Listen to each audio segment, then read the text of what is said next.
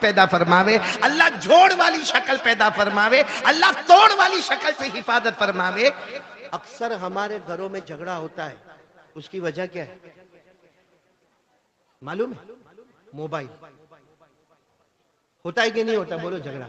اور اس کی وجہ کیونکہ ہم گھر میں آتے ہیں، یہ جتنے مرد بیٹھے ہیں نا اس میں سے معلوم نہیں کتنوں کے ساتھ ایسا واقعہ ہو بھی گیا ہوگا، ہم گھر میں آتے ہیں بیچارہ تھکا تھکایا یوں موبائل یوں پلنگ پر پھینکا اور باتھ روم میں گیا، یا موبائل میں گھنٹی بجی، کس نے اٹھایا؟ بیوی نے، اور سامنے سے عورت کی آواز آئی ہلو، وہاں سے آفت شروع ہو گئی۔ پھر جیسا وہ باتھ روم میں سے نکلا، اندر کم کیا باہر زیادہ کرنا پڑتا، جیسا باہر نکلا شروع، کون تھی، کیسی تھی، کب تھی، کیا تھی۔ اب میرے پیارو ایک بات ہے، اللہ بہت چھپاتا ہے، بہت چھپاتا ہے، بہت چھپاتا ہے، لیکن بندہ جب حد کرتا ہے نا، معلوم ہے حضرت عمر رضی اللہ تعالیٰ عنہ کے زمانے میں کسی نے چوری کی، بولو کسی نے، تو حضرت عمر نے کیا کہا؟ چوری ہوئی ہے، ہاتھ کاٹو، ہاتھ کاٹو۔ تو اس نے روتے روتے کیا کہا؟ امیر المومنین پہلی مرتبہ چوری کی، اور کوئی اتنی بڑی تھوڑی چوری کی ہے، اس میں آپ میرا پورا ہاتھ کاٹو گے؟ حضرت عمر نے روتے روتے کہا پہلی مرتبہ کیا ہوتا میرا اللہ چھپا دیتا، پہلی مرتبہ کیا ہی نہیں ہوگا، یہ جو کھل کے بات آئی ہے تو کئی مرتبہ ہوا ہوگا۔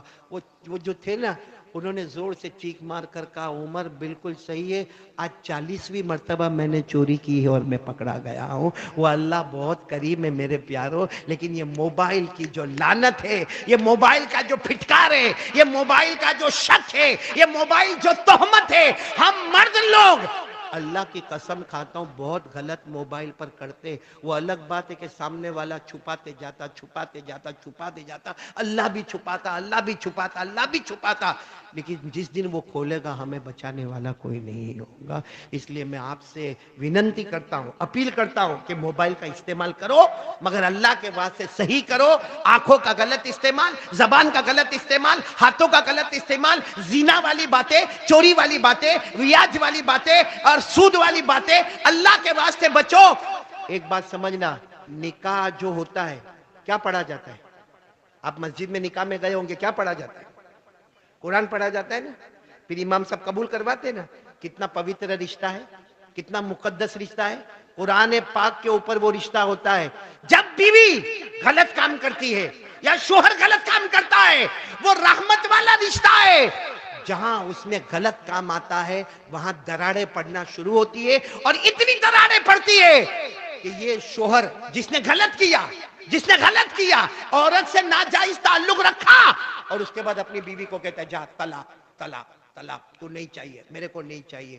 میرے پیارو، ہمارے نبی صلی اللہ علیہ وسلم نے فرمایا جس نے جان بوجھ کر بغیر قصور کے اپنا غلطی چھپانے کے لیے جس نے اپنی بیوی کو طلاق دی ہے، ہمارے نبی فرماتے وہ عورت نے ایک بار بددعا کی، ہمارے نبی فرماتے اللہ اور اس کے درمیان میں کوئی پردہ نہیں ہوتا، یہاں مرے گا اور اللہ اس کی قبر کو جہنم کا آگ بنا کے رکھ دے گا۔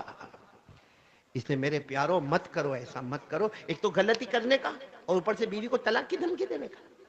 جب دیکھو جب کچھ بولنے کا نہیں، میں موبائل پہ کچھ بھی کروں گا، تیرے کو کچھ بولنے کا نہیں، طلاق دے دوں گا طلاق دے دوں گا طلاق دے دوں گا۔ کیا ہمارے پاس بندوق میں اللہ نے 3 گولی دی ہے جو جب چاہے پھوڑ دے کسی کا دل؟ اچھا، اور جب گالی دینے پر آتا ہے نا ہمارا والا تو کہتا تو بھی ایسی، تیری ماں بھی ایسی، تیرا باپ، اس کی ماں نے تمہارا کیا بگاڑا، اس کے باپ نے کیا بگاڑا؟ اور 4 بچے پیدا ہو گئے، اب سمجھ میں آتا ہے کہ اس کی ماں خراب ہے، اب سمجھ میں آتا ہے اس کا باپ خراب ہے، اب سمجھ میں آتا ہے کہ بہت سلو فیملی میں، ہلکے فیملی میں نے شادی کر لی۔ میرے دوستو سدھر جاؤ، سدھر جاؤ، یہاں تو بیوی پر جو بھی کہہ کے چلے جاؤ گے مگر اوپر والے کی جب مار پڑے گی تو پھر بچانے والا کوئی نہیں ہوگا۔ میرے پیارو، حضرت نوح، بولو کون؟ حضرت نوح نبی تھے، نبی، بولو کیا تھے؟ نبی تھے، مگر بیٹے نے بات مانی ان کی؟ ارے بولو بیٹے نے بات مانی؟ حضرت نوح نے سمجھایا آجا آجا آجا، اللہ کا عذاب آئے گا، آجا آجا کشتی میں آجا۔ کہا نا میرے کو کشتی میں نہیں آنا، ہاں میں بچ جاؤں گا، میرے کو تیرنا آتا ہے۔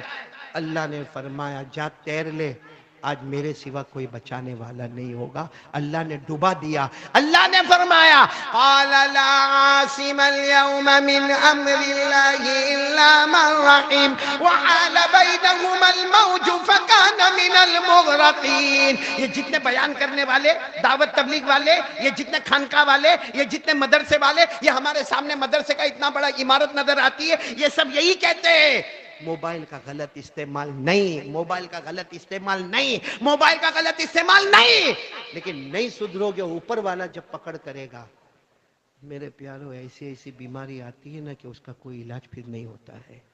اس لیے آج سے کون کون ارادہ کرتا ہے بھائی اللہ سے ڈریں گے اور پیارے نبی سے محبت کریں گے؟ ہاتھ اوپر کرو نا. یہ نکاح کی بات چل رہی تھی نا، اتنا میں تم کو بتا دوں، نکاح بہت بڑی عبادت ہے. جن کی شادی ہوئی ہے وہ لوگ بیوی سے محبت کے ساتھ رہیں گے، بولو انشاءاللہ. ارے ہاں بولو نا انشاءاللہ. اور جن کی شادی نہیں ہوئی ہے ان کو میں کہوں گا جلدی شادی کرے. اگر عمر ہو گئی ہے تو جلدی شادی کرے، کیونکہ اگر نماز پڑھنا عبادت ہے، بولو سبحان اللہ، روزہ رکھنا عبادت ہے، حج کرنا عبادت ہے، عمرہ کرنا عبادت ہے، زکوٰۃ دینا عبادت ہے، یہ بیان کرنا، نکاح کرنا بھی. بلکہ آپ کو معلوم ہے یہ دنیا قائم ہوئی سب سے پہلی عبادت شادی. بھائی حضرت آدم کہاں تھے؟ نہیں بولو نا، کہاں تھے؟ جنت میں. وہاں حضرت آدم جنت میں تھے، وہاں نماز تھی. ارے بولو نا، نماز تھی، روزہ تھا.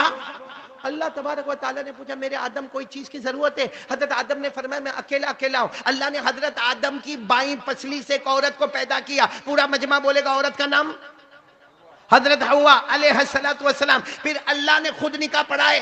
حضرت آدم اور حضرت حوا کے نکاح پڑھانے والے کون؟ اچھا، نکاح پڑھانے کے بعد حضرت آدم قریب ہونے لگے. کس کے قریب ہونے لگے؟ حضرت حوا کے، کیونکہ نکاح ہو گئے، شادی ہو گئی، اب ہسبینڈ وائف کے قریب ہوں گے. اب حضرت آدم ہسبینڈ اور حضرت حوا وائف ہو گئی.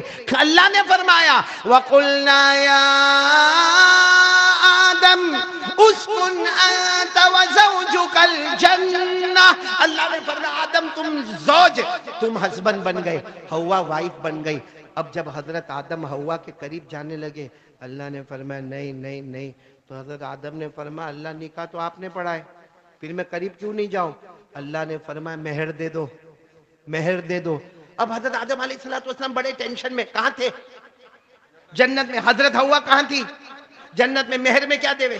کیونکہ حضرت آدم اگر کہے کہ یہ پوری بلڈنگ تیری تو حضرت حوا کہے کہ وہ بلڈنگ تیری. بھئی جنت تو دونوں کے پاس ہے. تو حضرت آدم علیہ السلام نے پوچھا اللہ کیا دوں، مہر دوں؟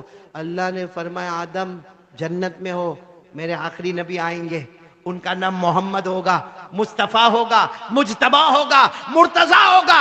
اس نبی پر 20 مرتبہ یہاں درود پڑھ لو، مہر ادا ہو جائے گا اور حوا کے پاس جانا حلال ہو جائے گا. حضرت آدم نے جنت میں ہمارے نبی پر 20 مرتبہ درود پڑھا. تو نکاح پہلی عبادت. بولو نکاح آخری عبادت کیا ہے؟ بھائی پہلی عبادت کیا ہے؟ نکاح. بھائی میرا منہ مت دیکھو، میں اکیلا شادی کر کے نہیں بیٹھا ہوں. آخری عبادت کیا ہے؟ وہ بھی نکاح. ہم مریں گے، بولو ہاں بولو ہم مریں گے. ارے بولو نہ مریں گے. اب تو ایسا گھبراتے ہو، یہاں موت نہیں آتی ان میں، تو میں بھی یہیں رہ جاؤں اور رویل پاک کے بنگلے میرے کو بھی اچھے لگے، رہ جاؤں. حسن بھائی کچھ کرتا میرا؟ تو کچھ مت کر، تو خالی ٹوکچو کا پیسہ دے دے.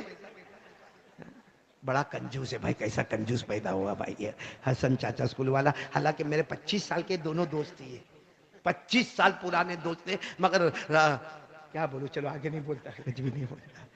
اچھا میرے کو یہ بتاؤ سب سے پہلی عبادت کون سی؟ نکاح. آخری عبادت بھی نکاح. ہم مریں گے، بولو انشاءاللہ. پھر جنت میں جائیں گے، بولو انشاءاللہ. اور جنت میں ہم اپنے پلنگ پہ سوئے ہوں گے. بھائی جنت کا پلنگ تو جنت کا پلنگ ہوگا، ہم آرام سے لیٹے ہوں گے. اللہ کی آواز آئیں گی تیرا نکاح پڑھانا ہے، تیری شادی کرنا ہے. تو بھائی جو پلنگ پہ سویا ہوگا اس کو پتا چلے کہ نکاح ہونے والا تو کیا کرے گا؟ اٹھ کے بیٹھے گا نا. تو جیسا بیٹھنے جائے گا اللہ کہیں گے کائے کو کانا دنیا میں نکاح ہوا تو مسجد میں بھاگ کے گیا تھا. اللہ کہیں گے یہ جنت کا نکاح ہے. لیٹا رہے گا حوریں آتی رہے گی، میں نکاح پڑھاتا چلا جاؤں گا. لیٹا رہے گا، حوریں آتی رہے گی، حوریں آتی رہے گی، میں نکاح پڑھاتا جاؤں گا. اور یہ میں نہیں کہتا، قرآن میں لکھا، پارہ نمبر 27. بولو پارہ نمبر. اللہ نے فرمایا متکئین علی سرر مصفوفہ وزوجناہم بحور عین. اللہ فرماتے سارے جنتی اپنے پلنگ پر اپنے مسیریوں پر لیٹے ہوں گے، وہ لیٹے ہوں گے، حوریں آتی رہے گی اور اللہ نکاح پڑھواتے رہیں گے. بولو نکاح پڑھانے والا اس وقت بھی کون ہوگا؟ تو اول عبادت بھی نکاح، آخری عبادت بھی. اور کل وہی نکاح ہونے والے. دعا کرو نا اللہ قبول فرما.